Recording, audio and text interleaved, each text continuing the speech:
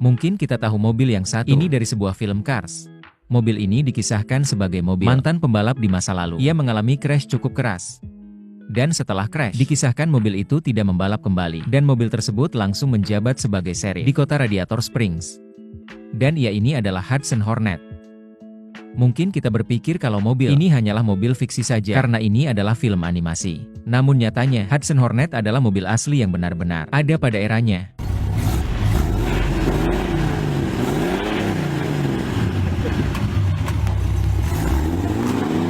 Ini seperti pada filmnya, siapa yang akan menyangka kalau mobil ini adalah mobil balap asli seperti yang digambarkan di animasi Cars. Tapi apa itu Hudson? Pabrikan apa itu? Dan bagaimana mungkin sebuah perusahaan yang kurang terkenal seperti Hudson, yang pada awalnya sama sekali tidak relevan, bisa memenangkan lebih dari 70 balapan? Untuk memulainya, kita harus kembali jauh sebelum naskah, sebelum Perang Dunia Kedua, dan sebelum Perang Besar. Jadi pada tahun 1909, pendiri Hudson Motor Company, yaitu Joseph L. Hudson, telah membangun investasi kewirausahaannya dengan 8 pengusaha Detroit lainnya. Selama seperempat abad berikutnya, mereka berupaya membangun kerajaan mobil mereka. Dan setelah Perang Dunia Kedua, mereka menjadi salah satu merek mobil Detroit yang cukup ikonik. Lalu pada tahun produksi 1951, mereka membuat mobil baru yang paling inovatif yang pernah ada, yaitu Hudson Hornet.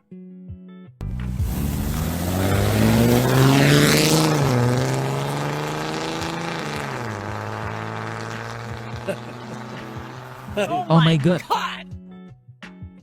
Pada generasi pertamanya, mobil ini dirancang dengan floor yang lebih rendah, desain step down, dan sasis yang menjaga pusat gravitasi rendah dalam kendaraan.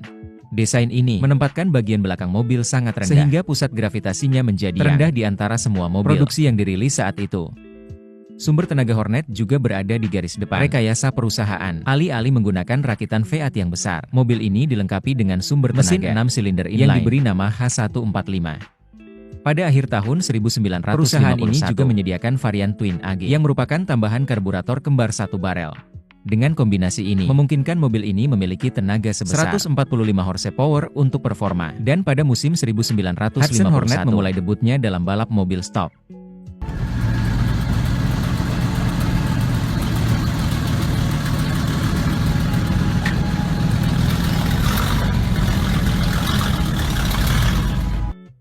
Lalu pada tanggal 11 Februari 1951 di Daytona Beach, di mana tim Vlog berada di posisi pole, di urutan ke-6, terdapat mobil nomor 6 milik Marshall Tuck.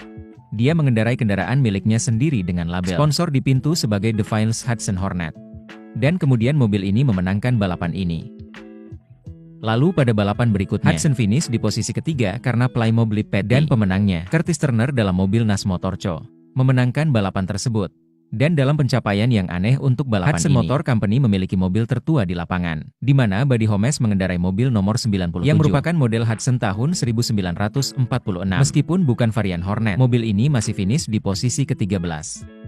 Kemudian pada Speedway di California, Hornet kembali digunakan dan mobil ini dapat melaju dengan cepat. Pembalap mobil tersebut yaitu Tigu kembali memulai dari posisi kedua dan memimpin setiap putaran, memenangkan balapan kedua tahun ini. Tigu mulai menyadari sesuatu tentang ini. Pusat gravitasinya yang rendah membuatnya sangat mematikan di lintasan pendek. Ditambah lagi dengan tenaga yang sedikit lebih rendah, mengurangi putaran roda di lintasan tanah. Dan untuk membuktikan kemampuan Tigu, mobil tersebut kini memiliki rekor 2 kemenangan dan 1 kekalahan.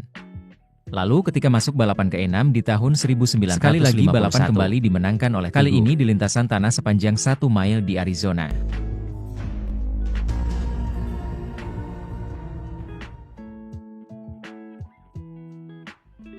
Kemudian ketika balapan sampai di Martinsville, Hornet mengalami kecelakaan. Insiden ini terjadi saat mobil tersebut memimpin balapan. Meskipun situasi tampak genting, mobil tersebut segera diperbaiki dan Tigu mendominasi balapan berikutnya di Champion Speedway. Namun kali berikutnya Tigu balapan, dia keluar lebih awal dengan cedera yang terdaftar sebagai alasan gagal atau finish. DNF alasannya adalah saat Tigu balapan, dia terlibat dalam kecelakaan pertama dan tertabrak. Benturan tersebut tidak merusak mobilnya, cukup parah untuk membuatnya DNF, tetapi cukup merusak kakinya, sehingga dia memutuskan untuk mundur dari balapan. Tigu meraih posisi ketiga di balapan berikutnya, dan tidak memenangkan hingga balapan di Grand Rapids Speedway.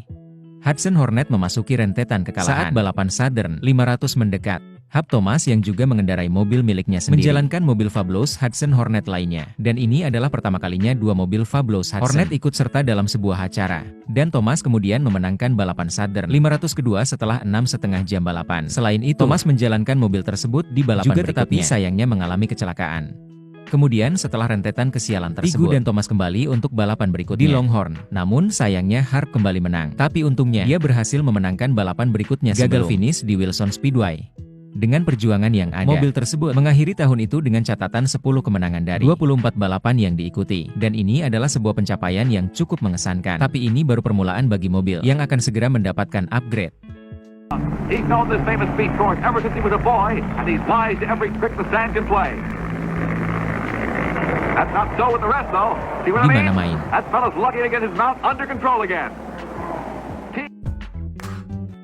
Setelah musim selesai, tandem kedua pembalap ini kembali pada tahun 1952 dan finish 1-2 di Daytona Beach Road Course. Mereka memimpin di setiap putaran, menunjukkan opsi twin karburator baru yang telah dirilis kemudian.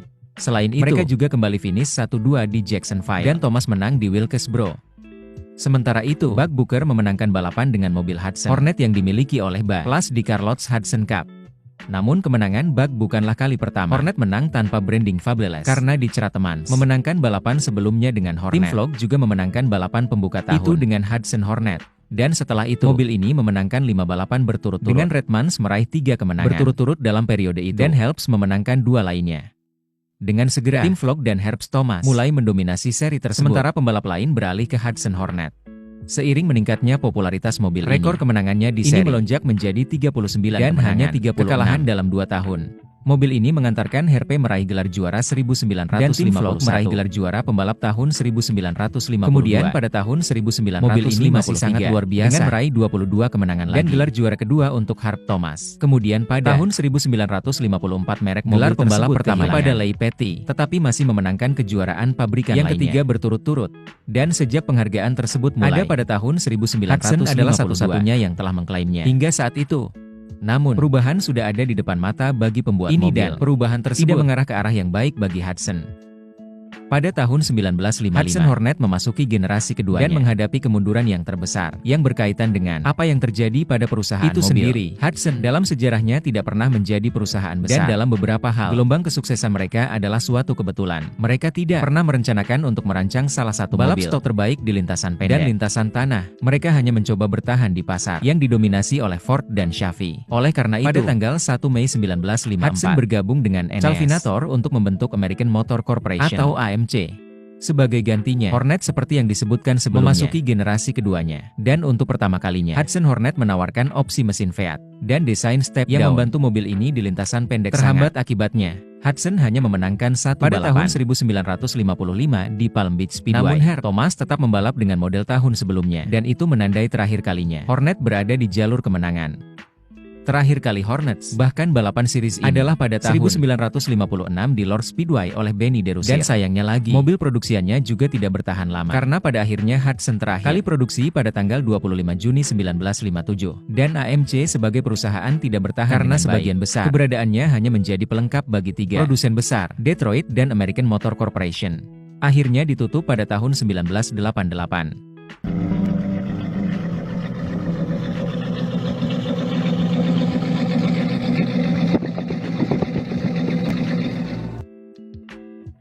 70 tahun kemudian, warisan Hudson Hornet tidak dapat dilihat lagi di lintasan balap. Tetapi dalam media dan cerita rakyat tentang motorsport, dominasi yang dimiliki Hudson Hornet selama pengaruhnya yang singkat dan kecil tidak pernah terjadi sebelumnya dan tidak mungkin terjadi lagi. Dan ini adalah mobil yang telah melampaui eranya dan sendiri. Diterjemahkan ke dalam film Waralaba Cars. Dari film ini aja membuka warisan Hornet untuk generasi baru, generasi yang akan selamanya mengingat Hudson Hornet yang luar biasa.